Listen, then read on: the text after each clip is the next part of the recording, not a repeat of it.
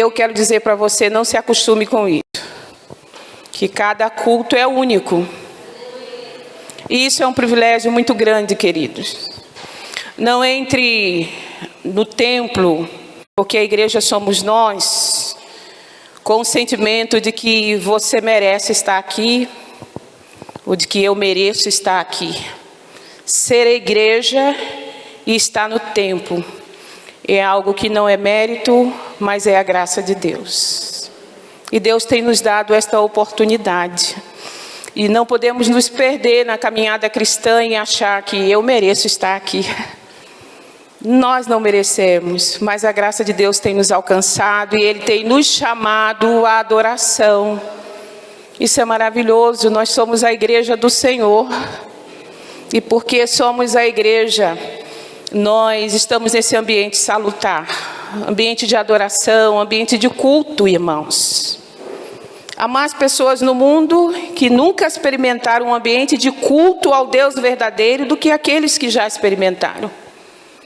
Há mais pessoas que nunca souberam o que é estar junto com uma congregação diante do Deus vivo, verdadeiro, do que os que já sabem. Você já esteve pelo menos em 2 cultos hoje, né? Há pessoas que nunca tiveram esta oportunidade. No Brasil e no mundo. E o desejo de Deus é que elas possam também, esta oportunidade possa chegar a cada uma delas. Estou muito grata ao Senhor por estar aqui, pela vida desta igreja, pastor Alexandre, a Kelly. E estou aqui em função da minha missão. Nesse momento, a minha missão é com o Seminário Betel Brasileiro. E pastor Alexandre procurando em Campo Grande um seminário de teologia para enviar os membros da sua congregação, da congregação que ele serve, encontrou o Betel. E aí, naturalmente, me encontrou lá no Betel e enviou lá os seminaristas Jorge, Evaldo e Daniel Augusto. Acertei, Daniel? Glória a Deus, né? Porque nós temos o Martins e de vez em quando eu troco. Agora acertei. E também o pastor nos enviou 12 alunas, né? A Aline chegou depois, a Aline está? Está ali. Enviou 12 alunas, que nós carinhosamente apelidamos das maritacas, que estão nas terças à tarde lá no Betel. Então nós temos 15 alunos desta igreja, né? E nesta caminhada tivemos a alegria de estar aqui no dia 22 de agosto, celebrando os 28 anos do Seminário Betel Brasileiro, e hoje com a responsabilidade de pregar sobre missões, né? Uma das dádivas da caminhada missionária são os irmãos que vão se tornando amigos, e Deus me deu amigos nesta igreja, né? Kelly é uma parceira, uma intercessora, arrebanha a mulherada, leva para o Betel, né, Kelly? Por livre e espontânea vontade, não pressão. E Deus tem nos dado amigos neste lugar e eu sou muito grata. Deus tem me dado mais do que eu mereço nesta vida cristã e não tenho tido falta de nada, queridos. É muito bom caminhar com o Senhor, servi-lo.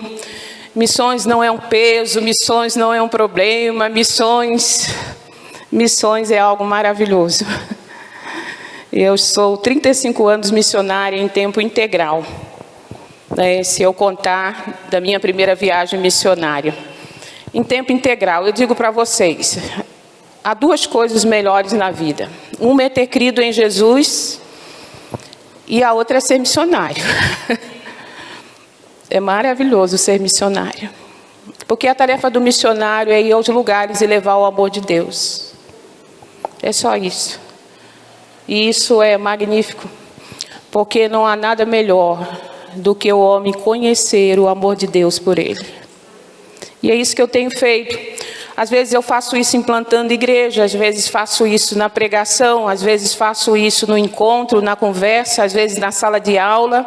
Atualmente tenho feito isso administrando um seminário e na pregação também, né? Esse mês tivemos, sábado passado, na igreja em Sepetiba, lá na ordenação ao presbiterato do ex-aluno Jorge, Ontem estivemos na posse do pastor Pedro Vicente, ex-aluno, e hoje estamos aqui. Então, se você é alguém que Deus tem chamado de uma forma específica para a vocação missionária, nós vamos entender um pouquinho isso esta noite, não tenha medo não. Se lance, assuma esse lugar. Assuma, porque é maravilhoso. Eu não quero outra vida. Este é o lugar onde eu me realizo. É mais que isso, amados. E não há lugar melhor de estarmos, senão no centro da vontade de Deus. Eu creio que é esse o sentimento do pastor Alexandre na vocação pastoral. Ontem eu falava sobre ministério e alegria na posse do pastor Pedro Vicente. Porque ministério, queridos, não é este lugar sofrido, não, pesado, onde a gente fica apagando incêndio e resolvendo questões na igreja. Ministério é um lugar de renovação. Renovação. E quando começa a pesar muito, é o homem fazendo força em coisas que não precisa. Porque a obra de Deus quem faz é Ele. A gente só tem a alegria de participar nela. Então não tenha medo de assumir sua vocação. Seja você uma criança, seja você um adolescente, um jovem, um adulto, um ancião. Não tenha medo de assumir a sua vocação missionária. Especialmente porque vou tratar de missões. Se coloca diante de Deus. Deus é muito maravilhoso, muito amoroso e muito responsável quando Ele chama um homem e uma mulher para servi-lo. Então não tenha medo. Deus não vai chamar todo mundo para o campo missionário da forma que me vocacionou e vocacionou alguns missionários. Todos nós temos uma vocação, vamos entender isso. Mas aqueles que Deus chama assim, devem se colocar. Queridos, dita essas palavras, eu quero convidar os irmãos a lermos o livro de Atos dos Apóstolos, apenas um versículo, o capítulo 1, o verso 8. Como eu estou pela primeira vez falando de missões nesta igreja, eu quero trazer fundamentos. Fundamentos. Atos capítulo 1, eu quero ler apenas um versículo, que é o versículo 8, que será o versículo básico para a nossa meditação nesta noite. Atos 1, 8. Vamos fazer a leitura que está em tela, né? Nessa versão. Mas recebereis a virtude do Espírito Santo, que há de vir sobre vós, e ser-me-eis testemunhas, tanto em Jerusalém, como em toda a Judéia e Samaria, e até aos confins da terra. A igreja pode ler, por gentileza?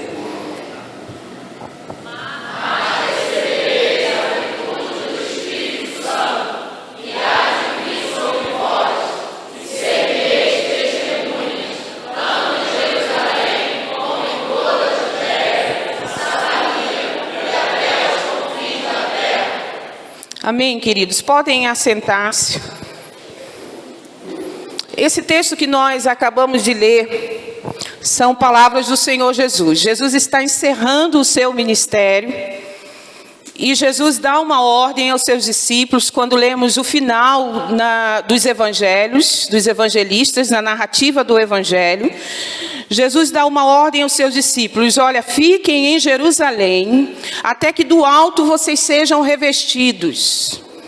E Jesus utiliza-se do momento da festa dos judeus, chamada Pentecoste, como um momento onde nós chamamos da descida oficial do Espírito Santo na terra. E nesse dia da celebração dessa festa importante dos judeus, oficialmente o Espírito Santo vem sobre a terra e há manifestações nesta vinda do Espírito Santo. E uma das manifestações que haviam em Jerusalém, pessoas de várias nações, várias etnias, e essas pessoas comunicavam em sua própria língua, e quem nunca tinha estudado a língua com a qual ela falava, entendia o que estava sendo dito. Isso foi uma manifestação que alguns chamam sobrenatural do Espírito Santo. Alguém pode dizer, não era língua estranha não, missionária. Língua estranha é outro assunto. O que acontece em Atos 2 é exatamente essa realidade. E o Espírito Santo, então, vem oficialmente no capítulo 2, nós temos a narrativa da descida do Espírito Santo, nós temos a narrativa do discurso do apóstolo Pedro, que se levantou cheio da palavra e do Espírito, e pronuncia uma mensagem onde 3.000 almas são acrescidas à igreja primitiva. Então Jesus dá essa ordem, não saiam antes desta experiência, antes da descida oficial do Espírito. Porque até então, a antiga aliança, o Antigo Testamento, nos mostra que o Espírito vinha, se apossava de alguém, este alguém realizava uma obra e o Espírito se retirava. Mas a partir desse momento em que Jesus diz, lá na narrativa de João, convém que eu vá para que eu possa enviar o Espírito, a partir desse momento que Jesus está para ascender aos céus e ele envia o Espírito então está oficialmente sobre a terra. Não apenas mais sobre o homem, mas entre os homens, levando os homens a se moverem e realizar a obra, e podemos dizer a obra missionária. Então os discípulos estão reunidos agora, como Jesus havia dito, e reunidos eles estavam, e eles começam a fazer a pergunta, será esse tempo, Senhor, que o Senhor, no verso 6, vai restaurar o reino a Israel? Essa pergunta tem a ver com questões políticas, econômicas, sociais, e Jesus dá uma resposta para eles. Olha, não compete vocês saber desse tempo e desta época, porque ela está reservada exclusivamente pelo Pai. Mas há algo que é da competência de vocês. E Jesus vai dizer aos discípulos o que era da competência deles, o que está no verso 8. Vocês vão receber poder quando o Espírito Santo descer sobre vocês. E vocês sairão, e vocês serão minhas testemunhas, e vocês serão minhas testemunhas na Jerusalém, na Judéia, na Samaria e até os confins da terra, como o apóstolo Paulo chegou. Paulo chega aos confins da terra, porque Paulo alcança não apenas Jerusalém, mas a partir de Jerusalém, Paulo alcança a Europa, e todo o mundo da época tem o testemunho do Evangelho através desses discípulos. Queridos, e fundamentados nesta fala de Jesus, eu quero refletir com a igreja nesta noite, a realidade de que esses discípulos foram, e a ordem de ser testemunhas por Jesus se consolidou na ação deles. Quando você lê os 28 capítulos de Atos dos Apóstolos, você percebe uma igreja dinâmica, uma igreja efetiva, uma igreja que foi e realizou a missão. Você percebe uma igreja que está diante das autoridades, testemunhando de Jesus. Se você ler Atos capítulo 4, você sabe do que eu estou falando. Você percebe uma igreja que está indo diante do oprimido, diante do opresso, e em nome de Jesus, libertando. Atos dos Apóstolos é a história de uma igreja que está indo ao pobre, ao necessitado, na pessoa dos apóstolos, onde eles dizem na porta do templo, onde tem um pedinte, não tenho ouro, não tenho prata, mas o que eu tenho eu te dou. Em nome de Jesus, o Nazareno levanta e anda. Uma igreja que está então socorrendo o pedinte e o necessitado. Uma igreja onde não havia nenhum irmão no meio da comunidade com falta de nada. Uma igreja que se unia para celebrar a comunhão na oração, como Atos capítulo 2 fala. E uma igreja que, porque faz a missão, o Senhor vai acrescentando quem vai sendo salvo. Então nós podemos dizer que a igreja primitiva, a igreja dos primeiros séculos, foi uma igreja efetiva e operante na missão. E a pergunta que nós fazemos hoje é a seguinte: a igreja contemporânea, ela é uma igreja que está obedecendo essa ordem inicial do seu dono, o Senhor Jesus Cristo como a igreja primitiva? Precisamos pensar isso na efetividade da missão. Se de fato a igreja está obedecendo a ordem inicial do seu mestre dada aos discípulos. E se não estamos, qual será a razão? Uma realidade eu posso afirmar: esses discípulos compreenderam e obedeceram aquilo que Jesus estabeleceu como fundamento para que a missão se tornasse efetiva. E nesta noite eu gostaria de refletir com os irmãos algumas verdades sobre o fundamento da missão, com o objetivo também de sermos uma igreja operante e efetiva na obra missionária. A partir da fala de Jesus, em Atos 1:8, vamos ver apenas Atos 1:8, porque esta ordem, chamada Grande Comissão, que o pastor Davi Botelho nomeou como a grande omissão, esta ordem, amados, ela está no registro de Mateus capítulo 20, a partir do verso 28, também está em Marcos 16:15, também está em Lucas 24, é a mesma ordem. No entanto, cada texto tem uma ênfase, tem um alcance, tem uma característica. Por exemplo, Mateus capítulo 28 nos fala de que o discipulado deve ser de nações. Olha que coisa importante, a igreja é enviada a discipular as nações. Agora, quando você trabalha Marcos vai falar que nós somos enviados a levar o evangelho a cada criatura. Ou seja, a igreja tem um trabalho com pessoas, com indivíduos, mas a igreja também tem um trabalho com as nações. Daí a importância de a gente entender que a nossa vocação é muito ampla. Então, não vamos estudar os demais textos, mas queremos nos deter em Atos 1:8. E quero me deter em Atos 1:8 porque ele traz um alcance maior da tarefa da igreja.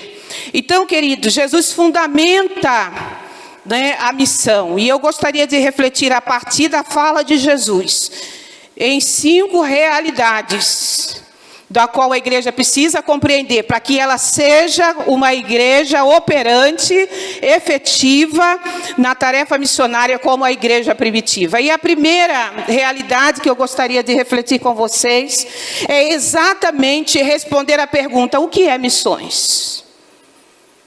Mas missionária, essa igreja tem não sei quantos anos, e a senhora vem fazer esta pergunta: o que é missões? É preciso entendermos isso. O que é missões?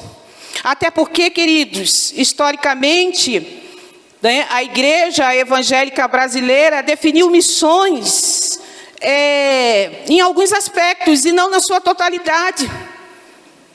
Por exemplo, o que nós compreendemos de missões? Nós compreendemos de missões que missões é a tarefa do missionário, de ir a um lugar, de implantar igreja, de pregar o evangelho. Nós compreendemos sobre missões que missões é a tarefa de fazer obras sociais. O pessoal da Missão Integral fala muito sobre isso. Nós compreendemos de missões, então, que é a prática dos sacramentos. O que a igreja evangélica brasileira hoje tem como conceito de missões está muito relacionado ao movimento da década de 70 e 80. E os movimentos grandes, como Lausanne, o Pacto de Lausanne, como o AD 2000, como o Janela 10x40. E nós fomos movidos por esses movimentos de Deus, sem dúvida nenhuma, e reduzimos muitas das vezes o conceito da missão. Então nós precisamos fazer o resgate e voltar a pensar a missão a partir do Senhor dela, que é Jesus. Então o que é missões para Jesus em Atos 1:8? É simples, amados, porque Jesus é muito simples, né? Ele diz: vocês vão e sejam as minhas testemunhas. E eu gostaria, de uma forma muito simples, mas sem tirar a profundidade do texto, dizer a vocês que missões é cada discípulo de Cristo, enquanto está indo, testemunha dele. Queridos, e eu gosto desta palavra de Atos 1:8, porque é ser testemunha. Missões não é abrir a boca. necessariamente fazer uma proclamação, uma anunciação. E embora o evangelho que é Jesus, você anuncia. Mas Jesus usa aqui uma palavra rica demais no texto. Ele está dizendo, vão, enquanto os meus discípulos, ou enquanto vocês estão indo, vão e testemunhem de mim. Porque o testemunho, ele vai além de palavras. Como alguém disse, pregue o evangelho, se for necessário, use as palavras. Porque a pregação não se dá apenas pelo meio da verbalização. A pregação se dá por meio de uma prática de vida. Nesse sentido, amados, todos somos missionários. Amém? A missão não é fora da igreja, como algo que eu vou fazer. A missão é aquilo que eu já sou. Então Jesus está dizendo, vão, e enquanto vocês estão indo, mostre o que é ser uma testemunha. João, escrevendo a sua epístola, ele disse, o que vocês ouviram, o que vocês viram em mim, isso anunciem, para que aqueles que não tenham comunhão, possam ter comunhão conosco. Você viu alguma coisa em Jesus? Você viu? Você viu alguma coisa em Jesus? Você ouviu alguma coisa de Jesus? Jesus fez alguma coisa na sua vida? Na minha fez. Na minha fez e continua fazendo. Jesus está dizendo aqui para os seus discípulos, vão e mostrem o que eu estou fazendo, o que eu fiz em vocês. Isso é missão. Então você é um missionário, meu irmão. Sai contando com a sua vida e mostrando o que Jesus fez por você. Jesus fez muita coisa pela minha vida. E hoje eu estava pensando nisso. Eu era uma criança e minha família é muito grande, como alguns irmãos já sabem. E eu lembro que eu era uma criança que tinha um pai alcoólatra. E eu lembro que eu tinha medo do meu pai.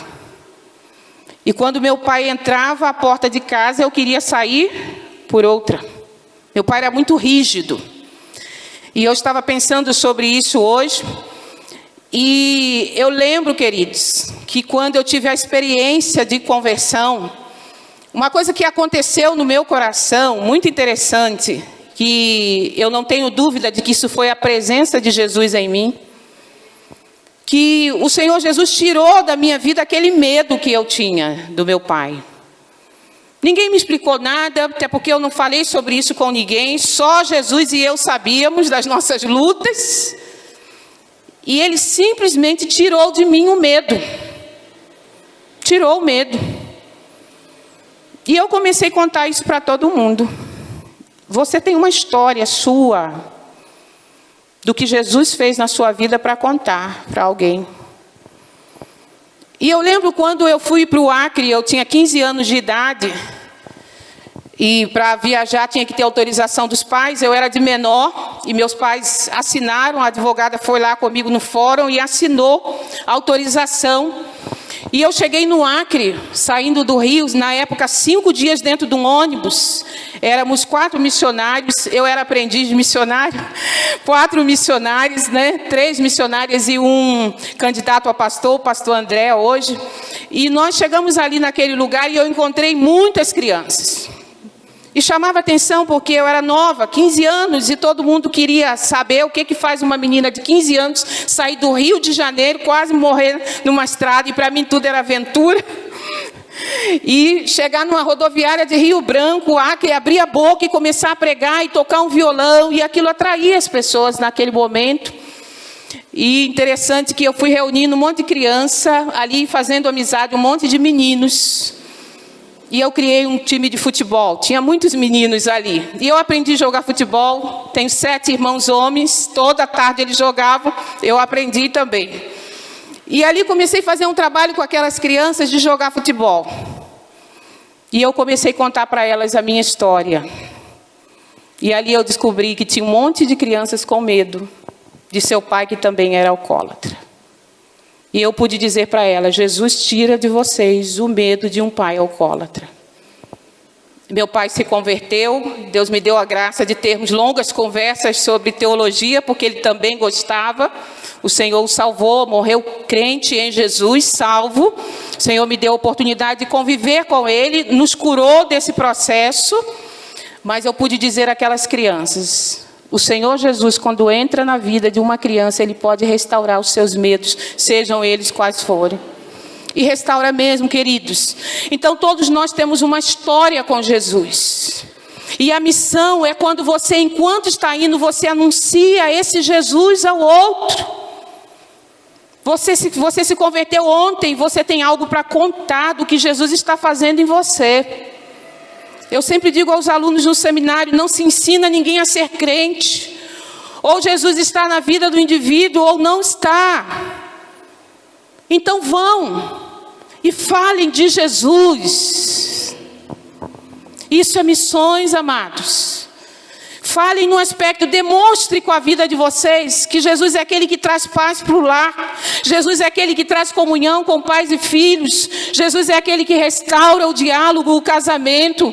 Jesus é aquele que dá em você um sentimento de amor pela sua família, quando não existia. Jesus faz isso, amado. E se Ele não fizer, ninguém mais faz. Vão e falem disso. Isso é missão, querido.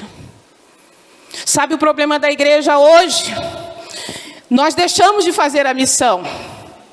A igreja está falando muito mais dela do que do Cristo dela. Eu estava recentemente ouvindo o pastor Ronaldo Lidório, e ele fez uma pergunta, por que Deus não é tão glorificado na igreja hoje? E qual seria o caminho para Deus ser glorificado na igreja hoje? E ele disse, porque a igreja precisa se desglorificar. E ele disse assim, eu estive numa igreja recentemente, e lá tinha um pastor, e o pastor amava o boletim que ele fazia, e é muito bom quando a igreja tem um boletim, eu gosto do boletim. E toda hora o pastor perguntava, pastor Ronaldo Lidório, o pastor Ronaldo Lidório é um pastor presbiteriano, ele é missiólogo, teólogo, missionário. E o pastor Ronaldo, toda hora o pastor vinha e mostrava para ele o boletim, ele lia aquele boletim e não entendia por quê. Porque o pastor amava muito o boletim. E ele, de tanto insistir, pastor Ronaldo dá uma opinião aí sobre o boletim. Ele pegou o boletim e deu a opinião dele. Ele falou, pastor, esse boletim está maravilhoso. Agora só vejo um problema nesse boletim. Esse boletim fala demais da igreja. Esse boletim tem foto de vocês. Isso é maravilhoso. Mas em nenhum momento eu vi nem a pronúncia do nome de Jesus nesse boletim. Porque a igreja está mais interessada em mostrar quem ela é do que quem é o Cristo dela, amados. Nós temos uma igreja que contabiliza membros. Você vê, olha a igreja no Apocalipse, que é o modelo de igreja que Jesus traz ali nas 7 cartas da Ásia. Em nenhum momento Jesus está elogiando a igreja porque a igreja tem tantos membros, ou porque a igreja tem tanto, é um tempo de culto à personalidade. E eu tenho um grande problema com isso, amados. Porque nós não estamos aqui para anunciar a igreja e sua obra. Nós estamos aqui para anunciar Jesus. E a tarefa de anunciar Jesus não é restrita a um grupo de pessoas seletas e iluminadas. A tarefa da anunciação de Jesus foi uma fala de Jesus aos seus discípulos. Vão e testemunhem, mostre com a sua vida. Mas você só pode fazer isso se Jesus tiver feito algo em você, ou se Ele estiver fazendo algo em você. Então, o primeiro fundamento aqui é entender isso, amados. O que é missão? Todos os dias, todas as semanas eu estou nas igrejas e percebo que alguns estão concebendo a missão como a tarefa de alguns. Não, a tarefa é de todos nós. Todos nós podemos e devemos revelar Cristo àqueles que estão do nosso lado, através do nosso testemunho. Seja dentro da sua casa, seja na sua vizinhança, seja no seu trabalho, seja, querido, na rua, seja na comunidade. O povo fala muito dos perdidos, né? E eu estou sempre preocupada com os achados também. Conhece aquele grupo de pessoas que amam os perdidos? Tem um grupo de crentes assim, que não estão aqui na Batista Água Viva. Amam o perdido. O missionário quer ir lá para o Afeganistão, mas não consegue amar o marido, a mulher, o filho, o pastor, os irmãos da igreja, o vizinho. Que amor é esse que é grande pelo perdido, mas o achado? É isso, irmãos. Mostre Jesus para sua esposa. Mostre Jesus para o seu marido. Mostre Jesus para os seus filhos. Mostre Jesus para os seus vizinhos. Mostre Jesus para os seus colegas da faculdade, da escola. Sabe, quando você chegar aqui, eles percebam isso. Chegou alguém tão parecido com Jesus. Como é que eu não vou querer esse Jesus? O mundo está mais preparado para ouvir de Jesus do que a igreja para anunciá-lo. Isso é missões, gente. Isso é missões. Quem as pessoas veem quando você chega em casa?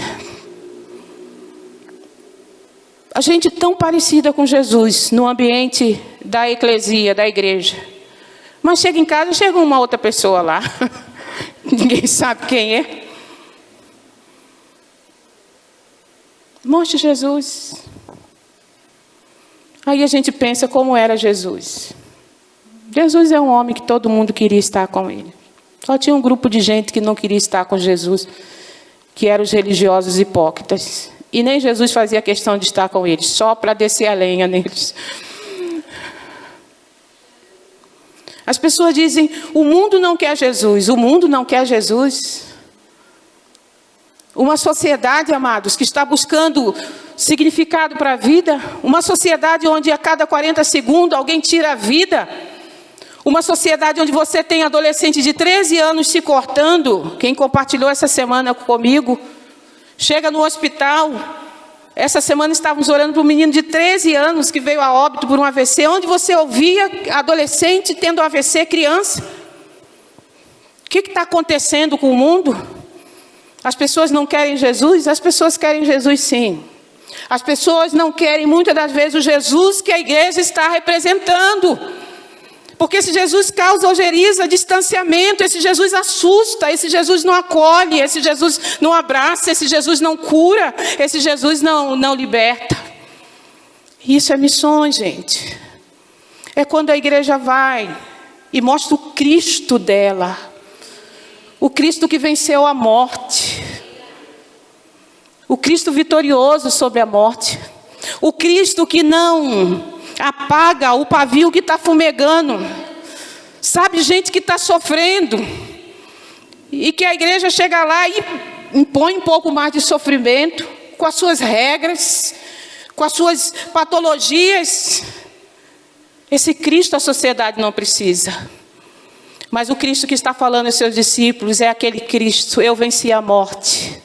É aquele Cristo que diz, agora eu vou para o meu Pai e o Pai de vocês também. E no Pai há acolhimento, há abraço. Queridos, no seu trabalho, no meu trabalho, porque eu prego para os crentes, né? No meu trabalho, na sua casa, tem muita gente querendo Jesus. E não vai ser no livro que eles vão encontrá-lo. A Bíblia que o mundo lê, a sua vida e a minha vida. Missões é isso. Algo mais é a invenção da missiologia. Como a gente está mais em Jesus do que a missiologia. Esse é o primeiro fundamento que a gente precisa entender, essa verdade. A segunda é onde a missão acontece. Jesus está dizendo, vocês serão testemunha tanto em Jerusalém como toda a Judéia e Samaria até os confins da terra. Jerusalém era o lugar onde os discípulos estavam. Judéia e Samaria são lugares um pouco distantes dos confins da terra, onde Paulo chega e alguns outros evangelistas, discípulos. O que Jesus está estabelecendo aqui? Um segundo fundamento, é onde a missão acontece. A missão acontece onde eles estavam e a missão devia acontecer em outros lugares. Eu gosto da versão atualizada porque ela traz uma ideia simultânea, tanto em Jerusalém como em toda a Judéia e Samaria e até aos confins da terra. Uma vez eu estava me preparando para ir ao sertão, com a graça de Deus, nós implantamos 2 igrejas do sertão que estão lá bonitas, vivas para a glória de Deus. E revitalizamos uma e implantamos outra no sertão paraibano. E quando eu estava me preparando para ir àquele lugar, um pastor me chamou e disse: missionária, tem tantos lugares aqui no Rio de Janeiro e tanta igreja que precisa do seu trabalho, o que a senhora vai fazer no sertão? Eu disse: pastor, com todo o carinho e respeito que eu lhe devo, é para lá que Jesus está me mandando ir agora. Fique aqui, pastor, no Rio de Janeiro, e faça com a sua igreja o melhor que o senhor puder fazer, para que aqueles que não foram alcançados por Jesus possam ser alcançados, porque o meu lugar agora é o sertão. Sabe por quê, amados? O que Jesus está dizendo aqui, que o testemunho é dado no lugar onde nós estamos. Quando a igreja, o templo, a igreja abre, se reúne e abre suas portas, o culto é um testemunho de Cristo. Então, o lugar da missão é onde estamos. Você está em missão todo o tempo, querido. Você está comunicando Jesus. Agora, aqui os apóstolos precisavam ir além.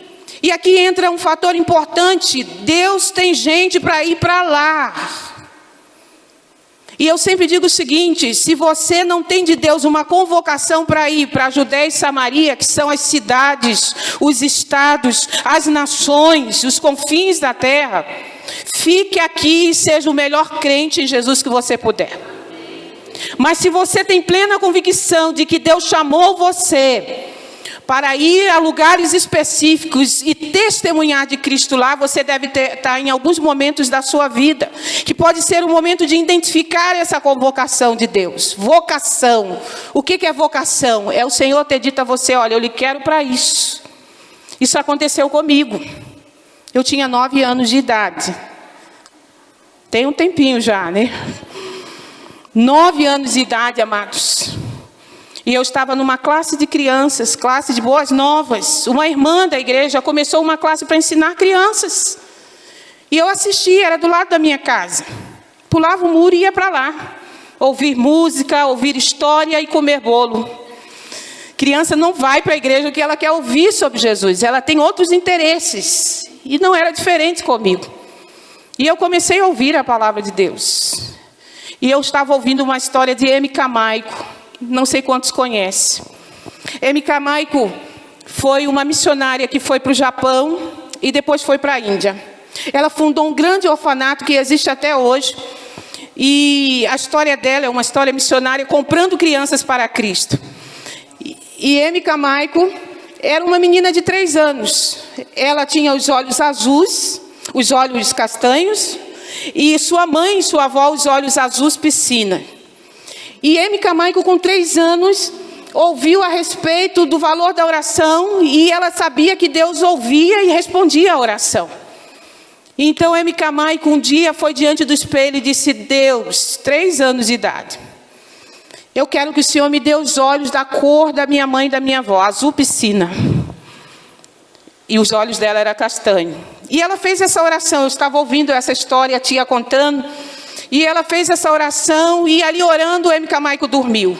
Ela acordou no outro dia, foi correndo ao espelho ver se Deus tinha mudado a cor dos olhos dela, porque ela cria nisso. E quando ela abriu os olhos, ela percebeu que os olhos continuavam castanhos. E ela nunca entendeu porque Deus não mudou a cor dos olhos dela. Eu estava ouvindo essa história. Então ela questionava a mãe, M.K. Maico cresceu. Na sua idade jovem foi para o Japão, fez um trabalho missionário lá por um tempo. E depois do Japão ela foi trabalhar na Índia. E qual era o trabalho de M.K. Maico lá na Índia? Ela tinha que entrar nos templos hindus, e todos nós sabemos que os templos hindus até hoje, são lugares de profunda prostituição infantil. As meninas na Índia são usadas, abusadas nesses lugares pelos sacerdotes. Toda a sociedade sabe disso. E M.K. Maico, já naquela época, ela tinha que adentrar os templos hindus para tirar essas meninas de lá. Então, ela, por ter a pele branca, ela teve que pintava a pele, porque os templos não eram abertos a pessoas que não fossem os indianos. E ela pintava a cor da sua pele e entrava aos templos, adentrava os templos. E começou a pagar por aquelas meninas, para tirá-las de lá. E ela fundou um orfanato que existe até hoje. E aí, nesse momento, ela entendeu porque Deus não mudou a cor dos olhos dela. Não tem indiano de olhos azuis. E ela compreendeu, porque ela cria que Deus podia fazer isso. E nenhum de nós duvidamos, né, irmãos? E ela entendeu, então, porque Deus queria que os olhos dela permanecessem castanhos. Porque ela tinha que se identificar com aquele povo. Eu estava ouvindo essa história. E ela começou a trazer meninas a Cristo. E cada menina que M comprava, e até hoje, se você vai à Índia, você vê nas ruas, as meninas são usadas, abusadas e largadas lá. Pouca coisa o governo indiano faz por elas. Quem está fazendo alguma coisa são os missionários, que vão morar com elas, que acolhem elas, que amam aquelas meninas, com o amor de Cristo. Eu tenho amigos e amigas que estão lá, inclusive brasileiros, e gente de outras nações. Eu estava ouvindo essa história. E naquela hora que a tia estava contando a história, no meu coração, o Espírito de Deus disse: é isso que eu quero que você faça. Vá ao mundo e ganhe as crianças, os adultos, os jovens e os anciãos para mim. Eu tinha 9 anos e eu sabia que aquela era a voz de Deus. Eu sabia. E eu estou fazendo isso há 35 anos, meus irmãos. Por isso eu estou aqui esta noite, falando a vocês. Aquela foi a tarde em que eu identifiquei minha vocação em Deus. Então, quando eu fui à igreja, eu não fui porque o pastor ia me chamar para ser uma missionária. Porque ninguém convoca ninguém na sua vocação. Quem chama o homem é Deus. Então, se em algum momento da sua caminhada, tenha você a idade que tiver, tenha você a experiência que você tiver, se o Senhor tem lhe convocado para ir a algum lugar, para fazer algo por alguém, se você identifica uma vocação missionária para ir para a Judeia e Samaria, eu digo a você, quem tem chamado para ir não deve ficar. Eu lembro quando eu estava no Nordeste, e um dia eu me atrasei, eu precisava estar nos muros, que eles chamam, as escolas. Eu morava na cidade de Riacho dos Cavalos, um pequeno lugarejo, mas eu atendia as crianças nas escolas, nas comunidades. E eu lembro que um dia eu precisava de R$ 25 para pagar um carro para ir. Eu não tinha esse dinheiro porque eu tinha que me deslocar 24 quilômetros para ir no banco. Naquela época, banco postal ainda. Não tinha o Pix, não tinha nada. Eu tinha que ir a outra cidade, 24 quilômetros, para retirar o dinheiro. E chegou o domingo, não tinha feito isso, porque a igreja atrasou. E eu não tinha nenhum dinheiro, mas eu disse: Senhor, não posso deixar de atender essas crianças hoje. E eu disse: vou pedir uma corrida fiado. E foi a missionária pedir fiado. Eu chamei um vizinho, porque não tem ônibus naquele lugar, não tem van, não tem nada. Eu disse: você pode fazer um frete para mim amanhã, eu te pago. E eu cheguei com um atraso de 1 hora no encontro com aquelas crianças. E quando o carro foi chegando na escola, no muro, um menino loirinho correndo atrás do carro, uns 9, 10 anos. E ele disse: poxa, tia, eu já estou aqui 1 hora. Eu falei: sim, meu querido, a tia atrasou hoje, mas eu cheguei, vamos começar o trabalho. Nunca tinha visto aquele menino lá. E comecei a apresentar o livro Sem Palavra, a história, falar da Bíblia, da palavra do Senhor para aquele menino. E toda a classe, queridos. E quando eu falava sobre Jesus, os olhos daquele menino brilhavam. No final da aula ele disse: tia, como eu faço para aceitar esse Jesus? E eu conversei um pouco mais com ele. E fui embora. E fiquei curiosa. Antes de ir embora, eu perguntei a ele: meu filho, você é de onde? Que eu nunca ouvi aqui. E ele disse: tia, eu caminhei 3 horas para chegar aqui. E eu disse: Jesus, obrigado, porque eu vim. Eu não tive outra oportunidade de estar com esse menino. E isso me marcou profundamente, queridos. Porque a gente esperando por alguém. Não se atrase, meu irmão. Se Deus tem lhe chamado para ir para um lugar específico, com uma vocação de missões, a minha oração é que você se posicione esta noite. Quem tem chamado para ir para a Judeia e Samaria não deve ficar. E a igreja chega aos confins da terra. No primeiro momento, a igreja não entendeu isso. Atos 1:8 é a ordem de ir. Mas a igreja não vai, irmãos. Era bom estar em Jerusalém. O pregador de Jerusalém é Pedro. Imagina. Pedro é um homem que prega cheio do Espírito, cheio da palavra. O pregador de Jerusalém é Pedro. A igreja é pastoreada por João, um grande pastor. Era bom ficar ali. A igreja estava reunida. Quem quer sair de uma igreja assim? A igreja nunca quer sair, irmãos. Nós fazemos culto para nós. A igreja existe para ela o tempo todo. A igreja evangélica brasileira é um movimento interno para si o tempo todo. Eu tenho que ter música para crente, eu tenho que ter pregação para crente, eu tenho que ter... E a sociedade está longe, nos tornamos um gueto.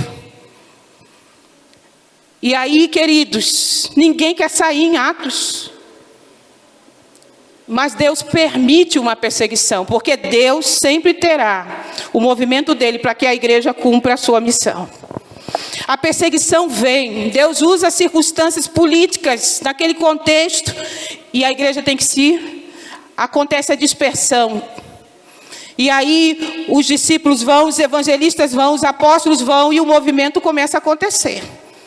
O Espírito pega Filipe e manda lá para o caminho para falar a um etíope.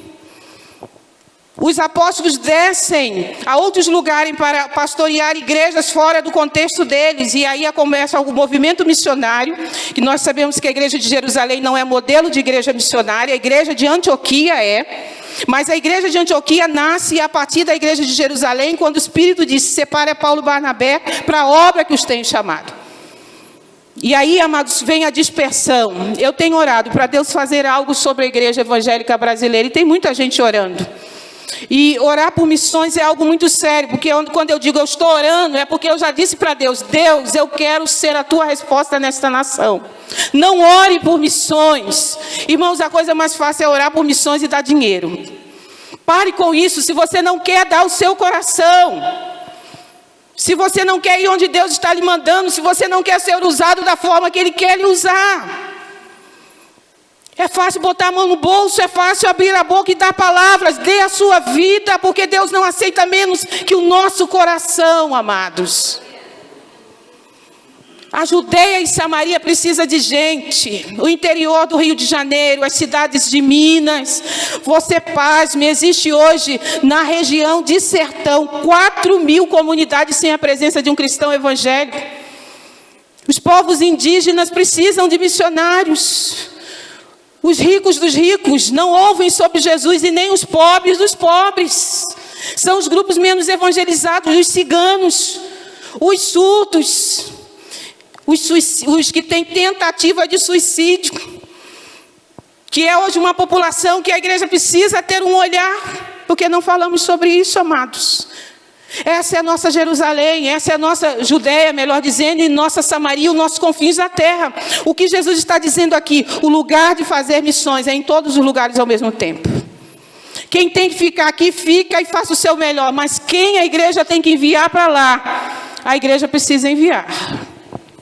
Se você tem um chamado missionário, procure o pastor Alexandre. O pastor Alexandre gosta disso. Ele está treinando gente, porque ele sabe que a gente precisa avançar, amados. E diga, pastor, seja você uma criança, Deus já me falou que Ele quer me tornar um missionário. Me ajude nisso, pastor. E o pastor vai lhe ajudar.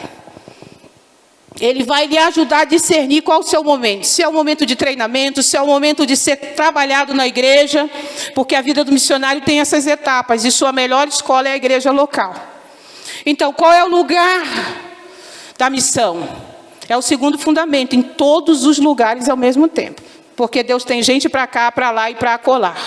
Então, querido, se você é chamado para ir, se levanta nessa noite e vai, em nome de Jesus. E quem vai te enviar? Igreja Batista Água Viva. Porque o missionário não se auto-envia.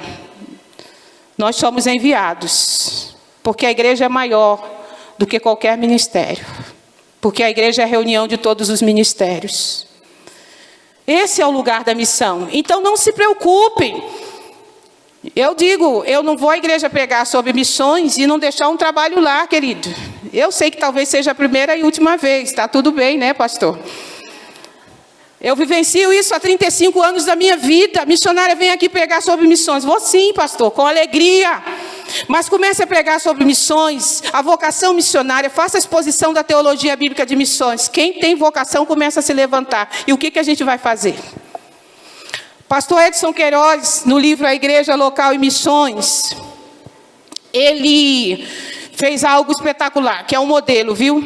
Um dia ele reuniu a igreja e disse: qual é o grupo que vocês querem alcançar? E aí se levantou uma irmã e disse: eu tenho um grupo que eu quero alcançar. E começou uma reunião na casa dela. E se levantou um homem e disse: tem um grupo de homens dependentes químicos que eu quero trabalhar com eles. E se levantou uma liderança de jovens e disse: tem um grupo de jovens que quando eu passo eles estão ali conversando, eu quero fazer um trabalho com eles na minha casa. E começou a se levantar os ministérios na igreja dele. Igreja Batista de Santo André. Ele já é falecido, tive a alegria de conhecê-lo. E a igreja local começou a se movimentar. Missões não é uma conversa, amados. Missões é uma prática de vida em Cristo Jesus. Então, eu não sei o que Deus vai fazer com esta igreja, o que Ele tem feito, o que Ele vai fazer mais. Uma coisa é certa, é em todo lugar ao mesmo tempo. Onde houver um coração sem Cristo, aí é o bom lugar para semear a boa semente. Então, ao mesmo tempo, e Deus tem gente para cá e para lá. Então, pastor, quando começarem a procurar o Senhor, faça isso, manda lá para o Betel. ênfase missionária. E não segure não, gente, porque Deus chama os melhores para missões, sabia? Atos 13, a igreja estava lá, e tinha lá Paulo. Pastor, se o senhor tem um Paulo na sua igreja, o senhor vai querer enviar? Quem quer enviar Paulo para o campo? Mas o Espírito é maior do que a igreja. A igreja estava orando e jejuando, diz o texto, e o Espírito disse: separai-me agora a Paulo e Barnabé para a obra que os tenho chamado. O melhor foi dado para missões. Paulo e Barnabé. Se em algum momento Deus chamar o pastor de vocês deem ele para missões, junto com a irmã Kelly também, viu? Brincadeira, ele só está há 3 anos aqui, né? Vocês não querem que eles vão agora não, né, gente? Mas o melhor para missões. Em que sentido, querido? Às vezes eu vivenciei isso. Trabalhei com algumas igrejas em Campo Grande e vamos falar de missões e vamos conscientizar. Fizemos aquele trabalho. Daqui a pouco se levantou um jovem querendo ir para a Ásia. O pastor ficou doido. No bom sentido da palavra. Porque esse menino era de office boy a pregador na igreja. E Deus vem trabalhando na vida dele, e ele chorando: missionário, o que eu vou fazer? E eu disse para ele: meu filho, o que o seu pastor pensa sobre isso? E ele falou: meu pastor não quer que eu vá. Eu disse: o que o Espírito Santo falou para você? O Espírito Santo falou que é a hora. Eu falei: então escolhe. Porque eu acompanhei um período, e eu disse: escolhe e assuma a voz do Espírito Santo. Porque, amados, Deus está mais interessado em que sua igreja avance em missões do que nós mesmos. O lugar da missão é em todo lugar ao mesmo tempo. Então, quem tem que ir, vá. Quem tem que ficar, fique e dê o seu melhor. Terceiro fundamento. O primeiro é o que é a missão. O segundo, onde a missão acontece. E o terceiro, quem é que pode fazer a missão? Em Atos 1:8, Jesus está endereçando esta palavra aos seus discípulos. Missões não era a tarefa das autoridades romanas. Missões não era a tarefa dos líderes religiosos. A missão era a tarefa dos discípulos de Jesus. A grande questão é entender quem são os discípulos de Jesus. A última vez que estivemos aqui, antes do aniversário, o irmão Moisés pregou sobre o discipulado. Quem são os discípulos de Jesus? Está lá no capítulo 14 de Lucas, a partir do verso 25. Jesus disse: se alguém vem após mim e não deixa pai e mãe por amor a mim, e se não renunciar os seus bens, se não renunciar a sua própria vida, não pode ser meu discípulo.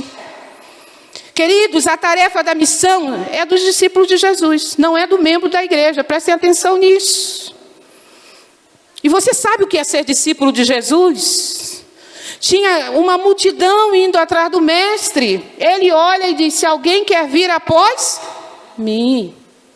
Discípulos são aqueles que Jesus chama dentre a multidão. Nós temos uma multidão de evangélicos no Brasil hoje. Você viu no 7 de setembro? Você viu. A grande questão é, nessa multidão, quantos discípulos Jesus tem? Porque só há um tipo de gente que pode ser discípulo de Jesus. Segundo o Evangelho de Lucas 14, 25 ao 33. É gente que ama menos. É gente que tem Jesus como seu relacionamento mais importante da vida. Porque o amar menos ali não é o sentido do desprezo pela família, da falta de cuidado, não é nada disso. Amar menos é saber que a relação mais importante da tua existência é a sua com Cristo. Jesus é a pessoa mais importante da sua vida. Ele é. Ele é, querido. A gente que nunca vai conseguir seguir a Jesus, porque tem relações que significam mais. Essa é a primeira condição para seguir Jesus. Se o seu coração, o centro do seu coração é ocupado por uma outra pessoa que não seja Jesus, você não pode segui-lo. E foi isso que ele disse. Depois Jesus disse, se vocês não me fizerem o bem maior da vida de vocês, vocês não podem me seguir. Enquanto o seu tesouro for dinheiro, enquanto o seu tesouro for o seu status social, enquanto o seu tesouro for o seu nome, sua história, Jesus disse, onde estiver o seu tesouro, lá vai estar o seu coração. Qual é o bem maior da sua vida? Qual é o seu bem maior? Jesus disse, se eu não for o bem maior, você não está me seguindo. Percebe? E por último ele disse, se a sua vida não valer menos do que a minha vida, você também não pode me seguir. Tem gente que nunca seguirá Jesus, porque não conseguiu colocá-lo acima da sua própria vida. Minha vida vale muito e a sua também. Mas ela não vale mais do que a minha relação com Ele. Por isso a nossa relação com Ele é uma relação de obediência, de submissão, de quebrantamento, de dizer, tu és o meu Senhor e eu sou o seu servo. Tu és o meu mestre e eu estou aprendendo contigo. Sabe qual a grande dificuldade da igreja fazer a missão hoje, irmãos? É porque os discípulos são poucos. São poucos. Nós temos uma multidão, e brasileiro gosta de multidão, viu, queridos? Você é discípulo de Jesus? Tem gente seguindo uma denominação, tem gente seguindo um pastor, tem gente seguindo um monte de coisa. Agora, seguir Jesus tem condições. E foi Ele que disse quem pode ser e quem não pode ser. A grande pergunta é essa, você é um discípulo de Jesus? Porque a ordem de fazer missões é dada aos discípulos. O Estado, o governo, a sociedade não terá as respostas que os discípulos de Cristo devem ser, porque eles são a luz e eles são o sal da terra. Se eles perderem o sabor, para nada mais presta, a não ser lançado fora e ser pisado pelo homem. Você sabe o que o sal faz? Preserva. Você sabe o que o sal faz? Dá sabor. Nós estamos nesta terra para preservar valores de Deus. E nós estamos nesta terra para dar significância à vida do outro que já tem, mas que nós precisamos afirmar através da nossa vida, amados. Nós somos luz. Nós estamos aqui para dizer àqueles que não enxergam, estão nas trevas da ignorância a respeito de quem Deus é e de como Ele quer que eles vivam. Nós estamos aqui para dizer, há um caminho, há uma luz, há uma esperança, há um conhecimento e um entendimento de Deus que te salva, que te redime do seu desejo de se matar, do seu fundo de poço, da sua angústia, da sua tristeza, a esperança. Esse é o nosso papel, meus irmãos. Não vamos negociar com isso. Não vamos nos distrair com propostas que vão chegando e a gente vai achando que nós temos outros mestres. Nosso mestre é Jesus Cristo, o Filho de Deus. O Deus que se tornou homem, que se humanizou e que veio aqui e que entregou-se em favor das nossas vidas e da humanidade. Terceiro fundamento para a gente fazer missões é entender isso. Essa é uma palavra para mim e para você. Fazemos pouco em missões, porque temos uma grande multidão, mas poucos discípulos. E os discípulos eram diferentes. Pedro, João, Tomé e tantos outros. Gente diferente demais. Isso é maravilhoso, né, meus irmãos? Pensou uma igreja com 2 Rosemary, o meu pastor disse, Senhor, me ajude, né? Né, pastor Alexandre? Queridos, os discípulos eram diferentes, eram homens. Não entendiam, toda hora Jesus explicava as mesmas coisas. Esses homens não iam a lugar nenhum sozinhos. A diferença deles é que eles andaram com Jesus e aprenderam com ele. Aí foram transformados. O Pedro afoito ficou tranquilo. O João apático ousou mais. O incrédulo do Tomé passou a crer. Eles são como nós. Mudaram nada não. Gente, que a esperança continua sendo Jesus. Missões é para essa gente. Que não vai ao mundo, porque é melhor do que o mundo, porque é superior ao mundo. Vai ao mundo, porque acredita que porque Jesus está transformando a sua própria vida, pode mudar o outro também. E esse processo de transformação acontece, sabe como, queridos? É na relação com esse mundo, porque nós não chegamos lá como os senhores do saber, não. Nós temos muito para aprender com essa sociedade, viu, igreja? A igreja não é detentora de todo poder e conhecimento. Então a gente tem que chegar com a humildade de Cristo. E dizer, olha, eu era ruinzinho e continuo sendo. Mas eu estou andando com Jesus e Ele está fazendo algo maravilhoso em mim. Eu não conseguia perdoar e Ele está me ajudando. Eu fiquei no fundo do poço e disse, não vou sair daqui, mas Ele me resgatou.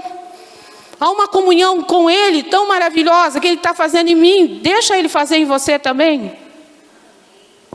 Não é chegarmos, irmãos, como se nós fôssemos feitos de um material que não é um material humano. Deus se fez homem. Por que nós queremos ser deuses nessa sociedade? A tarefa da missão é para os discípulos. Se você é discípulo, é para você. E o último ponto, porque meu horário está terminando, estou seguindo a risca, viu, Kelly? É a gente entender, eu disse que tinha 5, mas eu vou falar sobre 4. O último ponto do fundamento da missão, o que é a missão, onde ela acontece, quem pode fazer são os discípulos. É porque a missão dá certo, ela acontece. Por quê, queridos? Por que a missão acontece? A missão em Atos aconteceu. Por que você pode ir e ser Jesus na vida do outro? E as coisas funcionam. Irmãos, as coisas funcionam porque há em nós e sobre nós o poder do Espírito Santo. Nós temos uma fonte inesgotável de sabedoria para a vida. Nós temos uma fonte inesgotável de conhecimento. Nós temos uma fonte inesgotável de consolo. Nós temos uma fonte inesgotável de poder. Nós temos uma fonte inesgotável de respostas e soluções para a vida e a existência humana. E sabe que fonte é essa? O Espírito Santo. Quando Jesus disse, Ele vai descer sobre vocês, não saiam antes disso.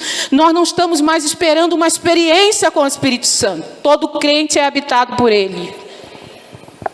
A única experiência que nós devemos buscar, como o próprio Paulo diz, é se encham do Espírito. Eu vou lhe dizer uma coisa, meu irmão. Essa sociedade nunca precisou tanto de homens e mulheres cheios do Espírito Santo. Você é cheio do Espírito Santo? Há uma marca em gente cheia do Espírito. Sabe qual é? Está lá em Efésios 5. Gente cheia do Espírito Santo é pleno. Em que sentido, querido? Tem muita gratidão na vida. O mundo está pesado, né, gente? Você vai encontrando pessoas e todo mundo sempre. Porque a pessoa do Espírito Santo, ela é uma pessoa tão maravilhosa, tão leve. Ela é o próprio Deus. E Jesus falou, eu vou deixar Ele com vocês, Ele estará em vocês. E Ele estará como um consolador. Ele estará como um ajudador. Ele vai guiar vocês a toda a verdade. As pessoas estão com medo do engano, Eu não tenho medo não, nem você. Porque nós temos o Espírito Santo que nos guia à verdade. Só não tem a verdade quem não a busca, porque o Espírito Santo está à disposição para nos guiar. A igreja, toda a sua existência, teve que lidar com o engano. Mas a igreja tem seguramente o poder do Espírito para ser conduzida à verdade. Esses homens não foram porque tinham teologia, esses homens não foram porque eles tinham recursos, esses homens não foram e realizaram a missão porque eles eram bons, entenderam tudo e viviam maravilhosamente consigo e uns com os outros. Não, esses homens foram e mudaram o mundo, porque eles o fizeram no poder do Espírito. A igreja, ela não é ninguém sem o Espírito Santo, amado. Não se fala mais sobre o Espírito Santo hoje. Você é habitado pelo Espírito. E Ele que te guia, e Ele que me guia. Ele é o Paráclito, o que leva o outro lado do peso. Ele é aquele que nos dá poder sobre as trevas. Ele é aquele que nos dá a sabedoria do alto. É por isso que a igreja pode fazer missões. Essa é a razão por que a missão acontece. Amém, queridos? Fecha os teus olhos. Ore pela sua vida agora. E peça ao Senhor. Peça ao Senhor para você exercer a missão com vontade, querido. Essa igreja mudou o mundo da época. Esses homens eram iletrados. Existia um poder sobre eles que não era o poder da política. Eles não viviam de favores nem de migalhas dos políticos da sua época. Essa igreja não tinha conchavos. Essa igreja não dependia de homem, de figuras. Essa igreja não se permitia manipular pelo espírito da época. Essa igreja confiava no poder do alto. Por isso, os homens mais simples da igreja e aqueles que não eram, se levantavam diante de autoridades corruptas, autoridades mentirosas, autoridades enganadoras e dizia para elas: importa obedecer a Deus do que os homens. Quando a igreja não entende qual é a fonte de poder dela, ela fica pedindo favores àqueles que nada podem fazer por ela e que estão contra ela.